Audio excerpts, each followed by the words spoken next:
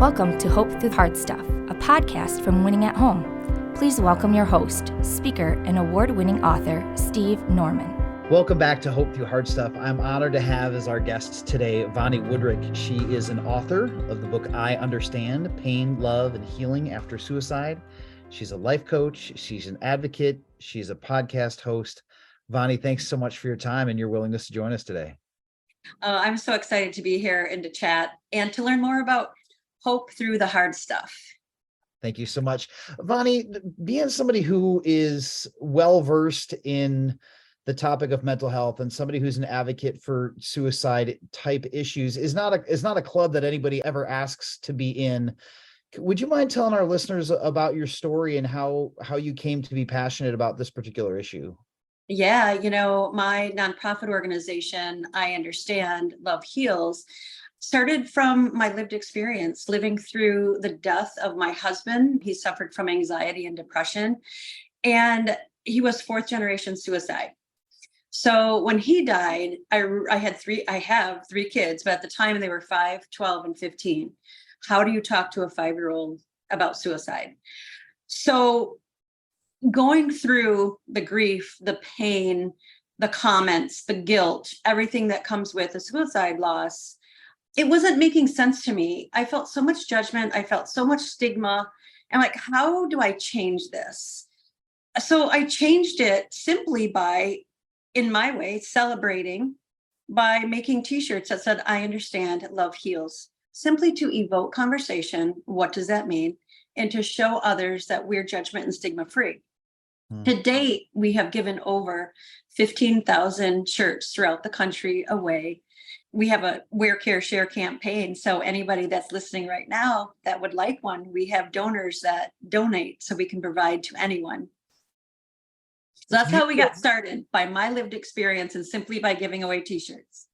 That's amazing. Vonnie, you talk about stigma. What shape did that stigma take 20 years ago? What was different about kind of that cultural moment now than maybe what we're experiencing today? The stigma is the number one reason why people don't reach out for help. 20 years ago, it was swept under the rug more so than it even is today. And sometimes I wonder, people say that the crisis is getting bigger and we're losing more and more people, which we are, but I have to question, if we were talking about suicide more openly at the time, would we have known that accidental injury or the undisclosed, I don't think we have accurate numbers in the past, but today, the way that our community is opening up and talking about it is what we need. But I experience every single day the stigma, the denial, the guilt that tells me that we still have a long ways to go. How do you think your children's experiences would have been different if they had gone through what they went through then, if they'd gone through that now? I think about my kids all the time in terms of, being 5, 12, and 15. Where would they be? How different would they be? And what influence would their dad have had them today, living without them now, more than they lived with him? Yeah. So I do wonder, and I question that.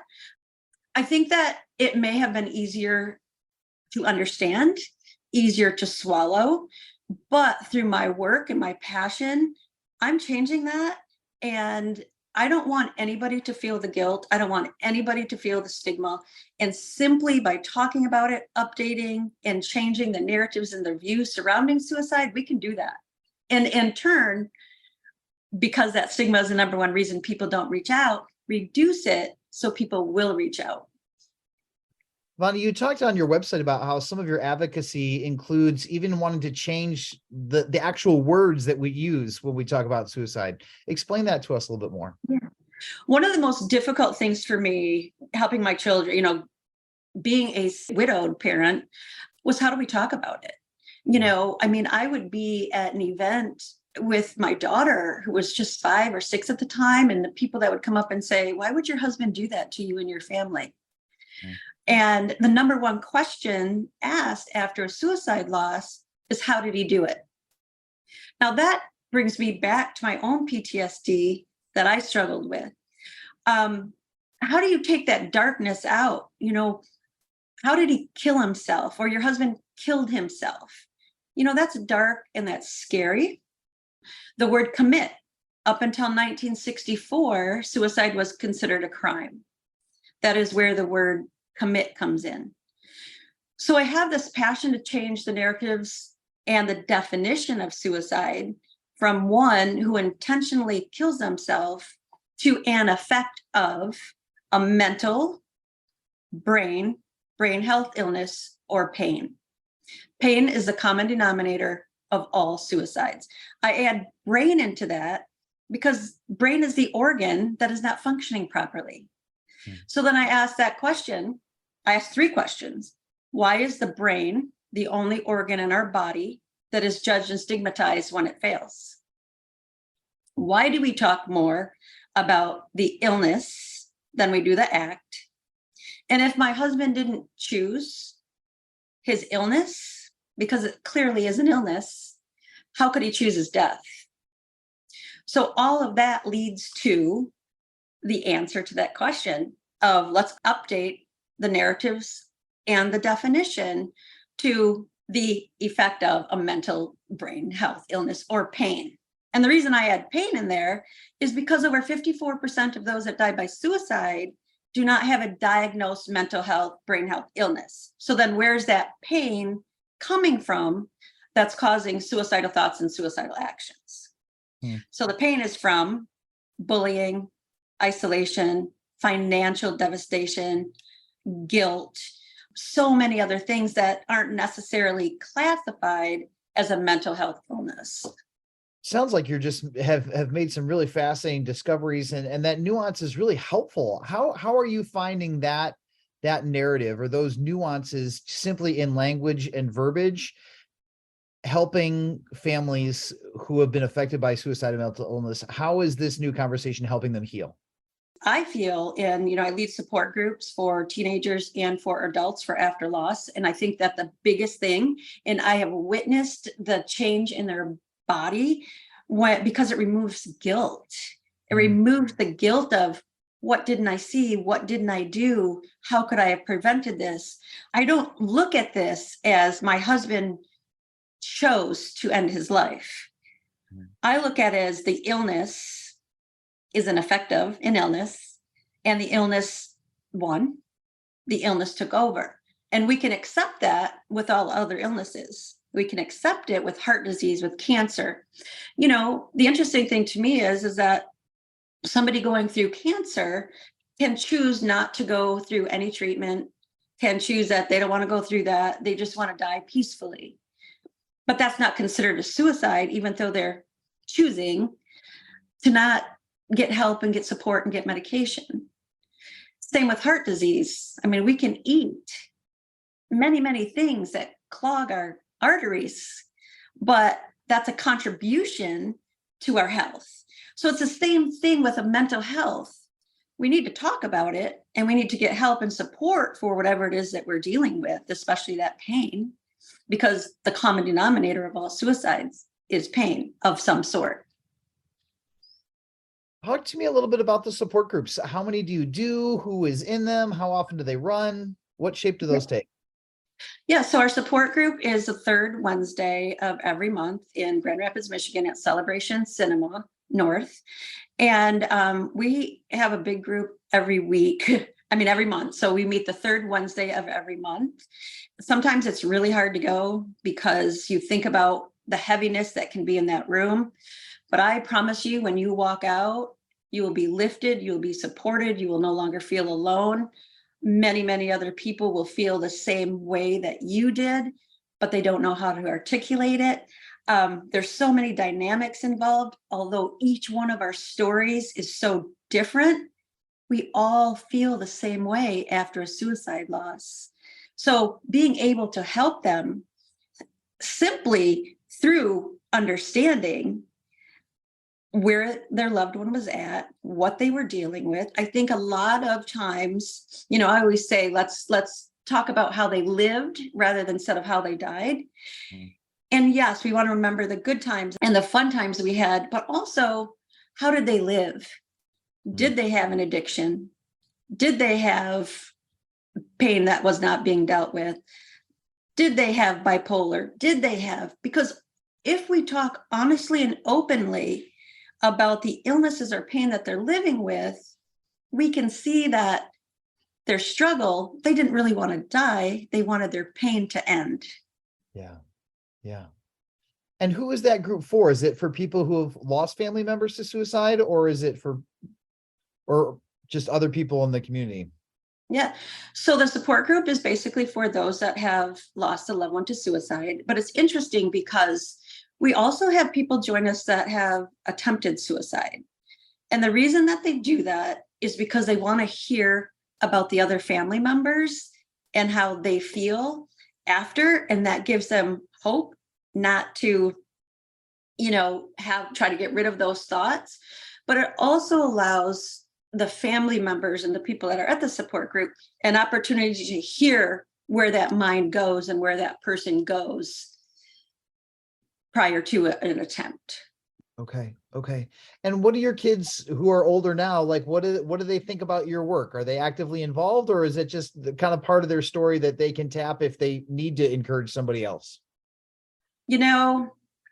I have in my book, I Understand Pain, Love, and Healing After Suicide, they each wrote something in the book.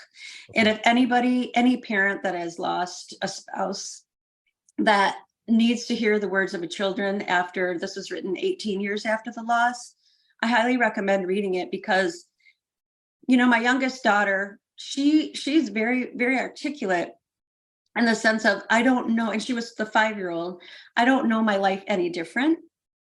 I'm grateful that I have a strong mom. And all three of them are grateful for this platform because they now can easily talk openly about their dad, about their loss in a comfortable way, because they can say, well, my mom started, I understand. And so then they can say, my dad died of depression, and it really clicks with other people. What would you say is the most energizing part of the work that you're doing these days, Vonnie?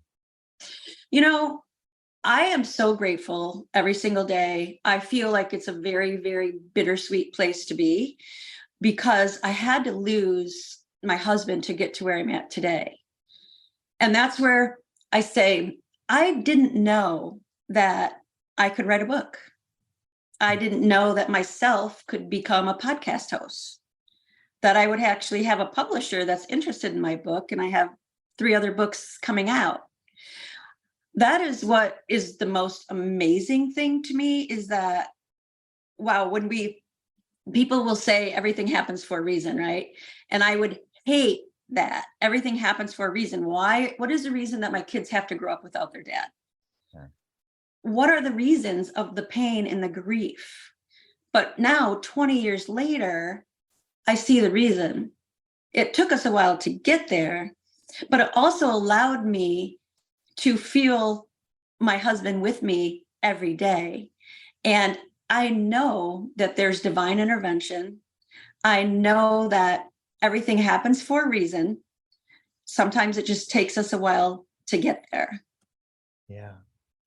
Talk about, how did your spiritual journey, or how did your understanding of who God is and how God operates, how did that evolve over the course of your journey, Vonnie? Well, it definitely has changed. It changed to a place where I am much more spiritual than I am religious. Okay. Because I definitely experience the more to what we see.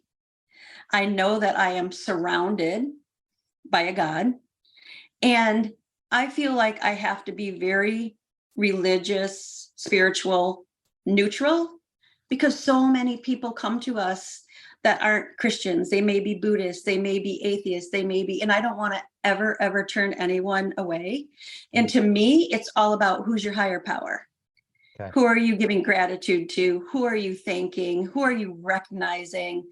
Because without that, I don't think I would have had the belief to get where I am, to my greatest passion of bringing this conversation to everyday places, to simply help and support those that have been through a similar journey so they don't have to go through what I went through.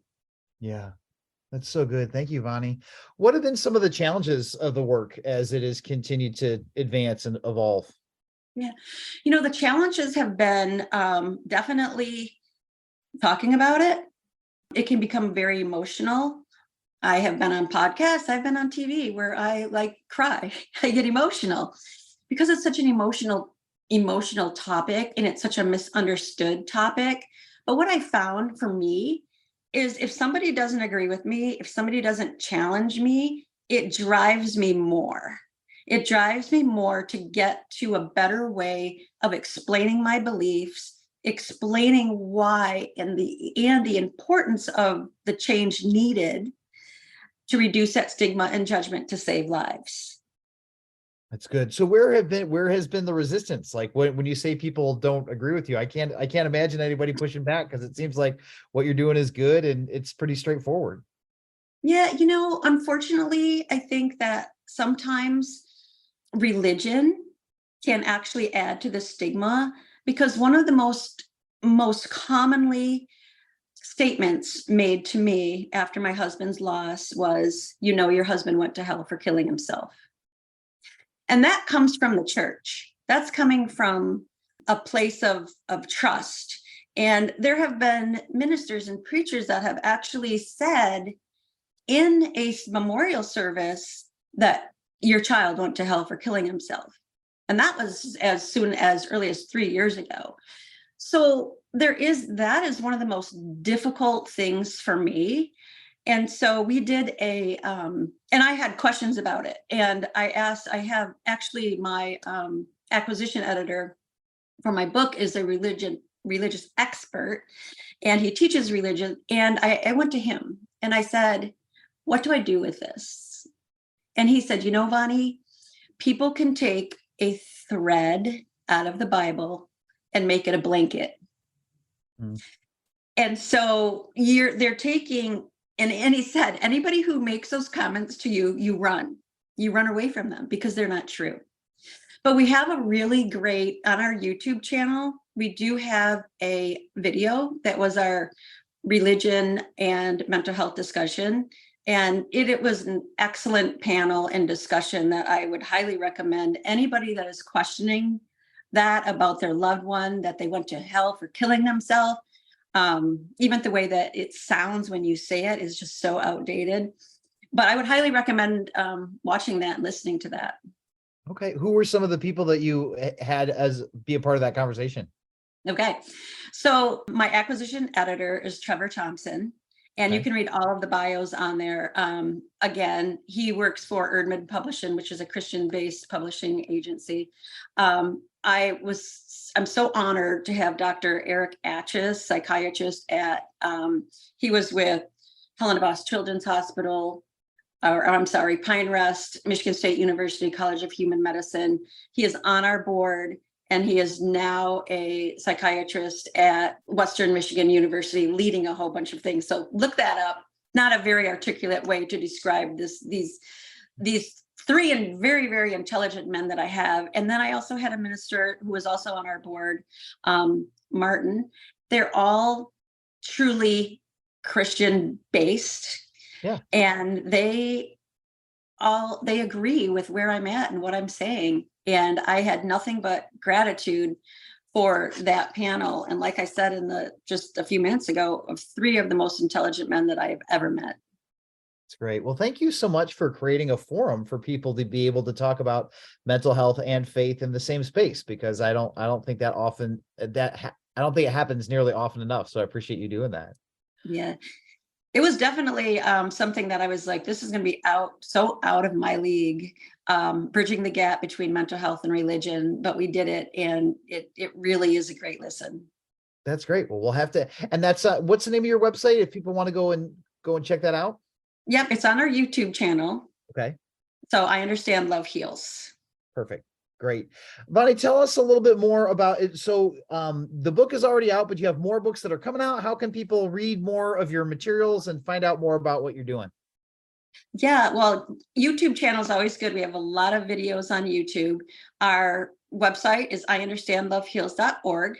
We also have Twitter, Instagram, I understand _love heals, but also more to come. LinkedIn is also a great one. Don't hesitate to request resources if needed. Vonnie at IunderstandLoveHeals.org. We have many, many different resources. We have a grief guide. We have an info guide. I also have 2 other books. Change Can Be Beautiful. It's all about change and how suicide changed my life. But when you look at how beautiful life can still be after such a devastating loss, especially when it comes to the understanding. So just check out, especially Facebook is our biggest reach. So check Facebook out. Great. Vonnie, and again, thank you so much for your time. But in closing, if you had one piece of encouragement or advice for a family that you have, a family that you know where somebody's experiencing mental illness, what would you say to people who are feeling overwhelmed, to people who are just, honestly and justifiably terrified for the well-being of somebody that they care about and want them to hang on, but isn't sure how to help them do that? It's a scary place to be.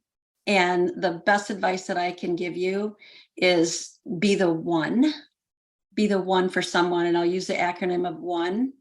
Offer support and narrate words are you using. Encouragement, encourage people to seek professional help. We are not counselors. We are not therapists. We need to reach out, but it's also about finding your tribe. Who can you connect with? Because while you're worrying about your loved one, it's taking a toll on your own mental health. So take care of you, because stress can damage both your mental and your physical health. Allow yourself to feel those emotions that you may be feeling, and know you're not alone, that there are support groups, there are therapists. If you don't know where to go, the helpline, simply by calling 988 and hear these words from me, and trust me when I say that the world is a much better place with you in it than without you. Vonnie, thank you so much for sharing your story, for sharing your expertise, for the great work that you're doing, and want to encourage those of us who have been listening today to seek out Vonnie and her organization. They're doing great work, and we're just honored that they're a resource that Winning at Home can lean on and draw from as we seek to help people take the next step towards health and healing mentally, spiritually, and emotionally. Vonnie, thanks so much for being with us. Thank you for having me. Thanks for listening to Hope Through the Hard Stuff. If you liked what you heard, please remember to subscribe to it, rate and review it, and then share it with others. Winning at Home offers hope through counseling and coaching, motivational speaking, community events, and other media resources. If you believe in what we do and want to support us in our mission, consider making a donation at winningathome.com.